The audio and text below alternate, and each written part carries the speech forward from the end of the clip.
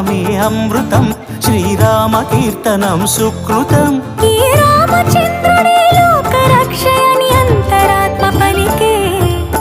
జగదానందకారక జయ జానకి ప్రాణనాయక శుభ స్వాగతం ప్రియ పరిపాలక జగదానందకారక జయ జానకి ప్రాణనాయక శుభ స్వాగతం ప్రియ పరిపాలక మంగళకరమౌ నీరాక ధర్మానికి వేదిక అవుగాక మా జీవనమేక పావనమౌగాక